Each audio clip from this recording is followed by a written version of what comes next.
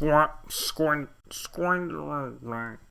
are some facts about rugby that nobody can really argue with. Antoine Dupont could probably make the bench for most Currie Cup teams. Ibn Etzebeth would be a terrible person to fight in a kebab shop. Wales and Australia exist, and high up that list sits something that sounds controversial. Yet, when you stop and think about it for more than just a second, it really isn't. Leinster have the best academy system in the game. Over the course of the 2023-2024 club season, the year just gone, last season as we now call it, Leinster used an incredible 57 players, the most of any club side in the world, and a full 5 lads ahead of second place, which remarkably is a tie between fellow European finalists 2024 Toulouse and European finalists 2026, the Ospreys, each with 52. However, even more incredible is the fact this is actually the lowest number of identikit clones deployed by Leinster since 2019, and the first time in 5 seasons they haven't hit 60. The Dublin Dirtbags sat atop this particular tree now for 6 successive seasons, and if we looked at the most recent 57 lucky boys in blue, 5 are overseas signings, 1 is poachment of a province on Ireland, 1 is Rhys Ruddock, and the other 50 players that guided them to a Champions Cup final and top 4 finish in the league were all produced by their unbelievable academy system. So this raises the question, what the hell are they doing to continuously produce so many great players, bloody 50 of them? How are they managing to do it all the blooming time? And perhaps most pressingly, how would it be possible for the club that you support, let's say it's Sale Sharks, to replicate this? A lot is made of how Leinster are basically the Irish national team in blue shirts, but the truth is it's really more the other way round. Ireland, much to the chagrin of everyone in Cork, lean harder on D4's great big bag of guys called things like Killian Maroney and Ronan Construct than any other tier 1 nation do on any single club, especially in the post-Jaguares era. Sorry to mention Jaguaro, stay strong brother. Leinster currently own the ever-living souls of a full 33 players with full international caps. 30 of them for Ireland, 26 products of their academy. That's over 50% of the homegrown players in their squad have been deemed good enough to play for their country, most of them regulars, and that's without counting Ruddock, Gibson Park and Lowe, who can all attribute their test careers to the development they've received since arriving in Dublin as youngsters. And yet the journey begins back when those lads were younger still. In 2013, against a backdrop of Ireland's first Six Nations loss to Italy, their worst in a very long time, and a vast increase in money being pumped into club rugby in England, France and Japan, the Irfu decided to make a few changes in order to remain competitive. This was the year that Toulon, bankrolled by a bored millionaire with nothing better to do than stuff Johnny Wilkinson's pockets full of ham, won their first Champions Cup, and Ireland, seeing the way the wind was moving, opted to just sail in the opposite direction against the wind. Not recommended normally in sailing terms, but it works in the metaphor. The IRFU instantly, in a year, tripled their spending on academy pathways across the 4 provinces. Post-COVID, the IRFU spent around €14.2 million every year on elite player development, which is on top of the €65 million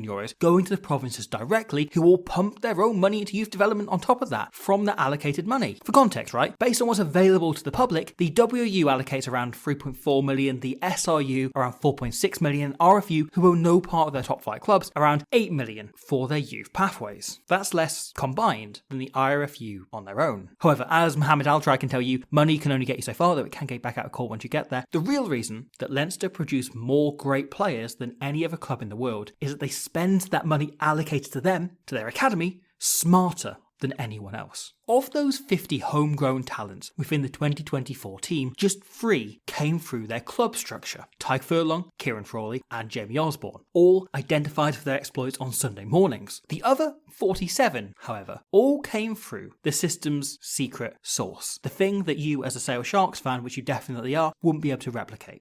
The Leinster Schools programme.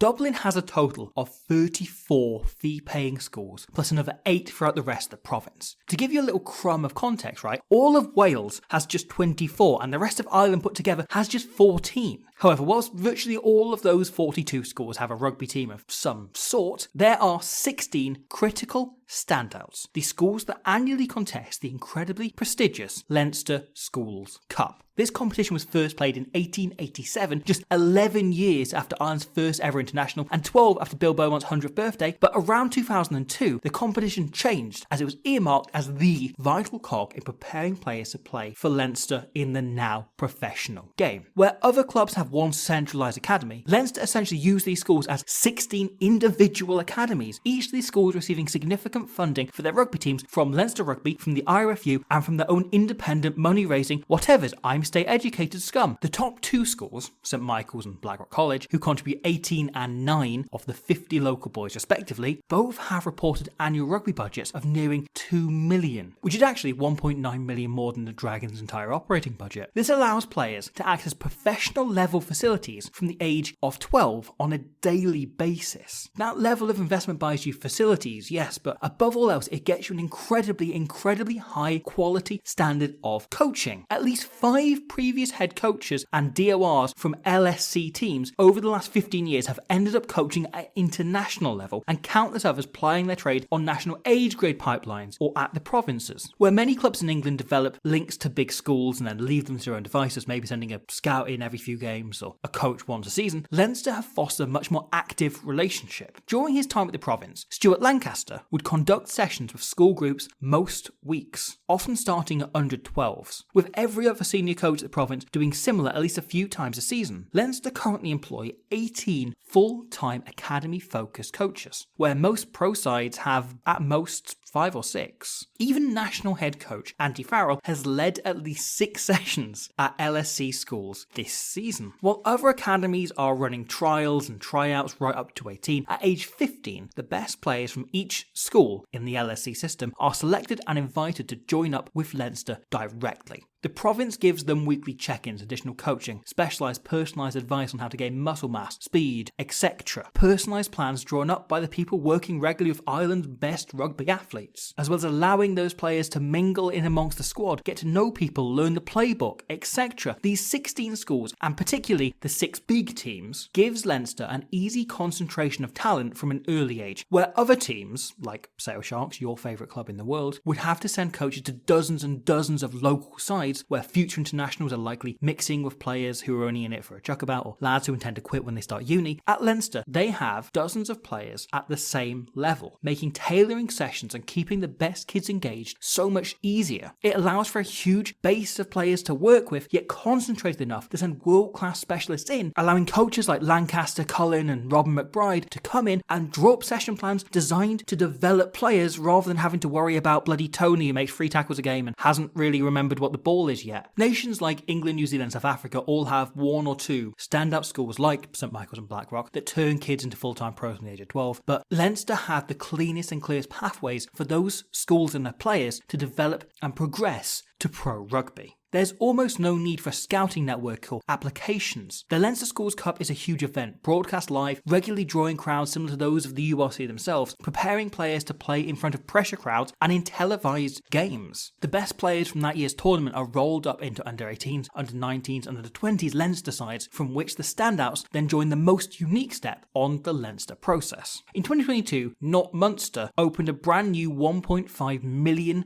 facility named the Ken Wall Centre of Excellence, pictured here with the Ken Floor and Ken Fire Escape Centres of Excellence. This facility is more modern, state-of-the-art and downright expensive than many of the full-time training bases, and frankly, quite a number of senior sides in the URC and Premiership. And this shiny new facility is not for Leinster's first 15. You probably worked that out from my tone. It's not even for their reserves. It's not even for their academy. This state-of-the-art training base is for Leinster's now infamous sub-academy. Not school for bottoms or sandwich makers, though maybe they could have poached Jake Pledger if they tried that. Every year, around 8 fresh players are pulled from the under-19s team selected from those school sides to join the sub-academy. The total squad size of the sub-academy is usually around 25 people. Your first year in the programme viewed by the unit's lead, Dave Fagan, as the springboard year.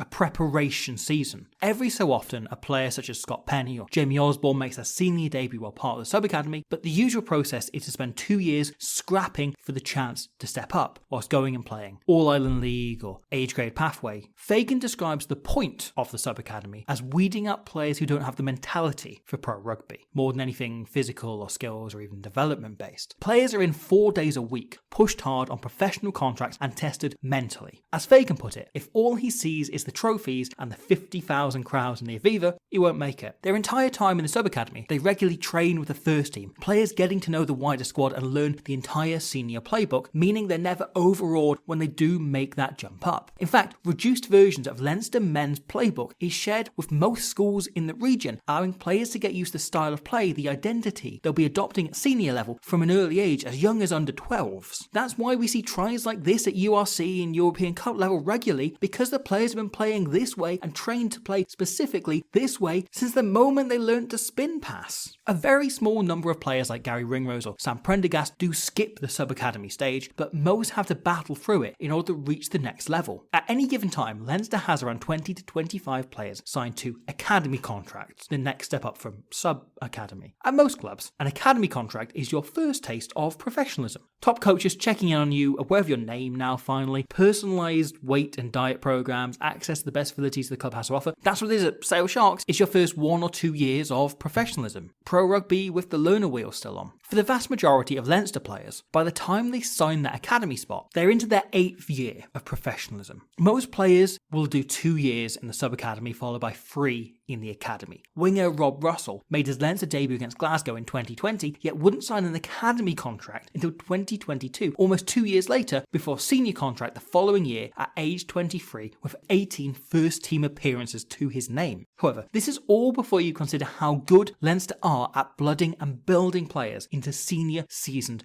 pros from that academy status. As head coach of the team in second on that Kid Factory leaderboard, Toby Booth put it, a long-term specialist developing youth talent, the most important part of bringing through youngsters is doing it deliberately and making sure you give them time to reflect on their game time, good or bad. Booth's philosophy is you want young players to linger on positive memories to help deal with the mental load instead of flogging them week after week to prove they're good enough. And the sheer number of quality young players Leinster produce allows this to remain the case at all times. There's a perfect example in the squad's most hyped youngster at the minute, Sam Prendergast. Had the debut in a win against the Lions last year, Prendergast kept the 10 shirt for the following week's game against the Bulls, and when that game didn't exactly go according to plan, Leinster opted to release him back to Lansdowne RFC in the All-Ireland League until the end of the season. Instead of stretching him, now he's had a taste of the top level, seeing what it takes to win and lose a game, he can go back, learn from those, watch those tapes back, and then build his confidence playing at a lower level, developing in a side where he's more comfortable. This bit of exposure meant going into the 2023-24 season, even as a 19-year-old, Prendergast could feel like a full member of the squad rather than someone desperate to play a game, desperate to get up and make his debut, letting him provide composed cover from the bench whilst many players were away at the Rugby World Cup, though admittedly not for as long as they expect them to be. He managed a second half comeback against Edinburgh well before sitting out the following game, given time to reflect on his performance before a first home start against a struggling Scarlets team. Prendergast played a total of 558 minutes of rugby last season, and every single one of them was carefully managed. The mission is to grow him into a top flight rugby player steadily, rather than rushing him to be first choice by the end of his first or second season. A luxury most teams don't have, afforded to them by that incredible squad depth. Of those 57 players used last season, 3 of them played fewer than 80 minutes of rugby, the Prendergast tactic of just giving them a taste. One of them, Gus McCarthy, actually went on to start the first 2 games of the new season afterwards, having been introduced the year before. Yet just 7 of those 57 played over 1,000 minutes. The other 47 players seeing an average of 461 minutes last season, which translates to around 5.5 full games. These players are tested, assessed, monitored from the age of 12 onwards by experienced pros who have in some cases been doing this for 20 plus years, and as such the coaches know exactly where every player's limits are and have been measuring that since they were children. They know how they work best, how to manage them best, when they need breaks, when they need rests, when they need injuries looking at, and it allows them to rotate this squad in and out, balance everyone over the course of the season. It's a genius system, one developed and perfected over 25 years, built on foundations running for over 100. The schools provide a critical setting for the smoothest, clearest system in rugby, allowing more great players to come through at Leinster than anywhere else in the world. From an early age, they're programmed to play in the Leinstertainment style, meaning the club only produces the kind of players they want and need who fit their game plan and can call upon consistently more and more fresh talent, keeping the best players fresh whilst blooding youngsters seamlessly. It sometimes feels like they're calling calling upon an endless army of sexless clones with rugby challenge regen energy, but the reality is they've used their best coaches in the business to craft the perfect players for their system from an incredibly early age. Playbook memorized by the age of 14, giving them the best possible chance to succeed in this game we call chess for twats. But it's also a system that wouldn't work anywhere else in the world. I'm really sorry, including Sale Sharks. The population of Leinster is 2.8 million, almost the population of Wales, with capital city resources and, let's not beat around the bush, wealth. Feeding an age-old school system that's been beautifully utilised and now weaponised into something special. Rugby has always been a working class sport in Wales. Just one member of the 2023 Six Nations squad was privately educated in Wales, meaning this school system just isn't possible. All approaches have to focus on clubs. England's privatised club system, rather than being nationally owned, like Leinster and the other provinces, alongside the weird geography of the Premiership teams and the up and down nature, makes this system impossible to replicate. Even in a city like London, which has greater resources than Dublin, there are so many teams there, you're splitting the clubs up differently and having to develop it entirely yourself. South Africa's pathways are less clean, but their approach of leaving no stone unturned thanks to the Moby squad unit and etc. gave us the likes of Sia Kolisi, Lukhan Uam and Cheslin Colby, so a focus on the school system, on having this kind of clean pathway like Leinster, would frankly be counterintuitive and lead us to once again ignoring huge amounts of talent on offer across the entire country. It might mean that there's one club producing more individual players, but it would ultimately be a mistake. The comparison to fellow finalist Toulouse is stark. The Rouge et Noir have one of the biggest pools of junior players to pick from in the world, and yet, with around 50 clubs feeding up to the Dupontis, yet Leinster's sheer organisation and just how much more manageable 16 teams is than 50 means the best players can be already in the system and working with their coaches by the age most Toulousians are invited to their first tryouts and trials. And even within the other provinces, in Ireland, the path isn't replicable. Munster and Ulster have both made attempts. The Ulster Schools Cup is a major event, used to select the squad from which their academy is chosen, and Munster have started investing facilities and coaching into local rugby playing schools, state and private, in an effort to keep up. Yet despite having just 7 fee-paying rugby schools in the province, 68% of their current squad were privately educated, all selected from a drastically smaller pool with no need for a sub-academy. And that's before you note the fact that not all private school rugby systems are built equal. St Michael's and Blackrock College are rare cases with huge financial and historical advantages, as well as being able to draw quality of coaching that most schools can't without significant funding, giving them massive advantages over even other fee-paying schools. There is no city in any rugby country and no club set up better than Dublin and Leinster to run this system. Those are the facts. This season, Leinster are aiming for a 4th successive Champions Cup final, where likely they will field a 4th successive team that's 80% homegrown talent. Signings like Arhis Snyman, who's so big he can physically only be paid with one of those large comical checks you see on game shows and charity drives, and Jodie Barrett, who I'd wager is being paid at least €16 to come over, do lead to some snark around Leinster's from the ground up branding, but the truth is they've built something truly remarkable, a first possibly in any sport, and endless supply of players on a conveyor belt, constantly moving towards world-class status. Whilst the fact it takes an enormous budget that most clubs don't have to both maintain this kind of structure and keep hold of those players once they reach adulthood, once they reach international status, really should be one of those rugby facts that nobody can deny, that they spend their money better, smarter than any other big budget club in world rugby, also surely has to be on that list. Where others sign top players for 2 or 3 years to phone it in whilst waiting to play test rugby, Leinster create top players with an affinity for the region, for the system, for the style of play, who they can manage closely, perfectly, when they're not with the national side. It's the best academy in the world. It's the best system for producing rugby players in the world. And whilst that should be controversial, ultimately, it really just isn't. Rugby Union, thank you for watching that. I hope you enjoyed it. That was a look at Leinster's academy. This has been a long time on the docket. So we've got a couple more of those. We're going to look at Warren Gatland and whether he should stay or go in a week or so. We're going to look at some other topics that might happen in the rugby. We're going to look at the complete wokeism that's taking over rugby in the red cards and everything that's happening. And just the other wokeism. And all of the woke stuff. They're just wokeism. It's so woke. Rugby. I can't believe they let tackles happen now. Yeah. Honestly, they let men play. That's outrageous. So, thank you for watching that. There's a bunch more on the channel. There's a video on Razzie. There's some look at Rugby Championship. We'll have more coming of the Ultimate Internationals coming up before too long. There's a Squidge 2 channel. We're trying to do more stuff around that. There's going to be a load of silly bollocks on there soon. Yeah. And do you know what's all going to relate to? Rugby, and get this, union. Sounds woke. Rugby. There was a lot of food went in, a lot of potatoes.